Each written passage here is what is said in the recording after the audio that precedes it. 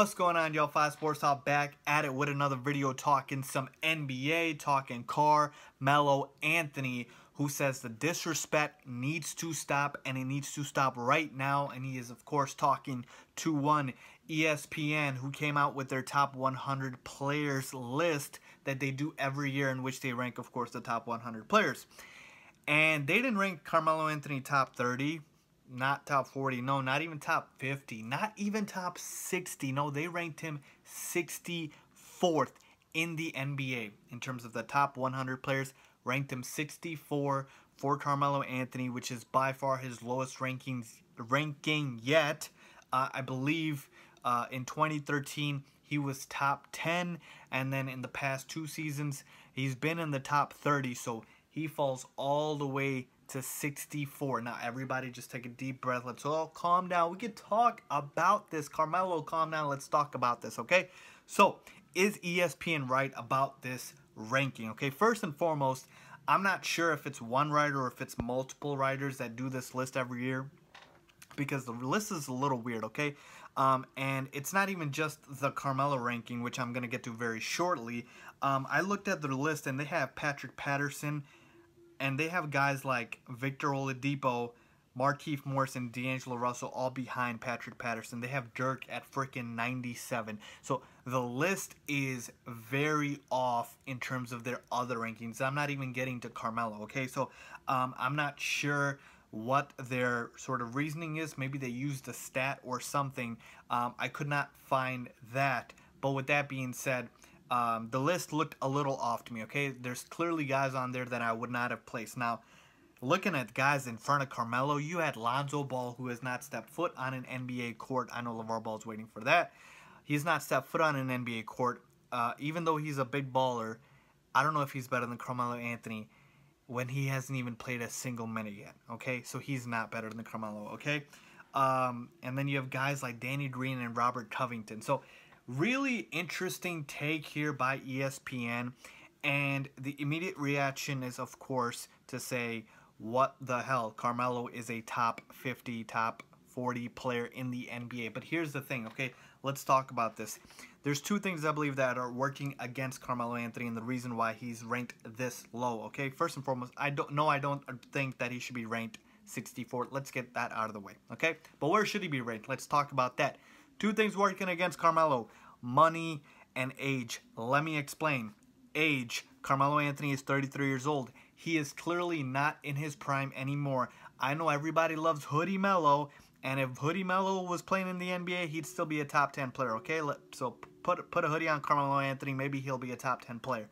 But as of right now, with his age, at 33 years of age, Carmelo Anthony is certainly not in his prime. He's at the back end. If he's not out of it, I wouldn't even say he's in his prime. I would say he's at the very last legs of it. And so for Carmelo, the past player that he was has nothing to do with the player that he is right now. So when people take that into account, let's not bring up his career accolades, even though they are pretty impressive. This guy's never averaged less than 20 points per game in his entire career. He's a scoring machine, and that can't just be taken for granted. But the point being is, let's not compare his entire career, because clearly they're only talking about this season and moving forward. And then the second thing, money. Okay, Carmelo Anthony is, of course, well paid. He's one of the top players in the NBA. And the reason I bring up his contract is because I feel like if it was not for Carmelo's contract, he would have been traded by now, okay? He would have been. That's just the simple truth. Carmelo Anthony, for his production right now, is overpaid, yes. So Carmelo basically has 2 years left on his deal still, so he becomes a free agent in 2019. And believe you me, if Carmelo Anthony was on an expiring contract, he would have been traded by now, no doubt about it. Teams just don't want to pay Carmelo for 2 more seasons at that salary, at that rate. And so for the production that Carmelo gives, you know he's not worth that money. What did he sign? Like a 5-year, $125 million deal back a couple years ago. So if you look at it from that perspective, the point I'm trying to make with this money issue is, if you take all of the players in the NBA and you take out their price tag and you put everybody in a player pool, and if you're just trying to win next season and you have GMs just picking players again, no salary cap, nobody's paid anything. Everybody's free. You're just trying to assemble a roster, and everybody gets to pick. I am telling you, Carmelo Anthony goes before 64, okay? That's just the truth of the matter. Look, I know advanced analytics definitely play a part here.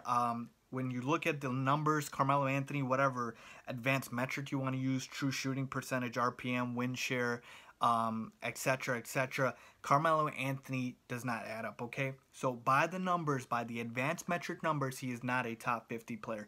And maybe that's how they came up at this when you use the numbers, but there's things with analytics that I love analytics. I think the league is moving towards an analytical perspective when it comes to managing teams, and I love that. I love it. I'm all for it. I think it's smarter. I think it's a more clever basketball. I think it's more team oriented, and it's kind of funny because Carmelo Anthony is the anti-analytics player, if you will. But the thing with analytics is you can use numbers to skew things in your favor.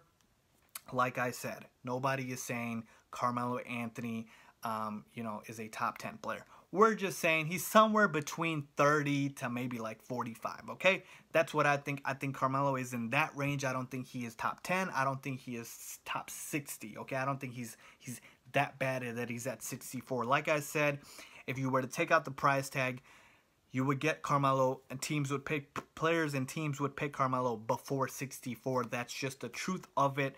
That's just what I think, folks. Let me know what you guys think. Is Carmelo Anthony the 64th best player in the NBA? Again, they have guys like Robert Covington ahead of him and stuff like that. Look, I'm telling you, money is a big reason why Carmelo looks to be overrated. And look, numbers say a part of the story. They don't say everything.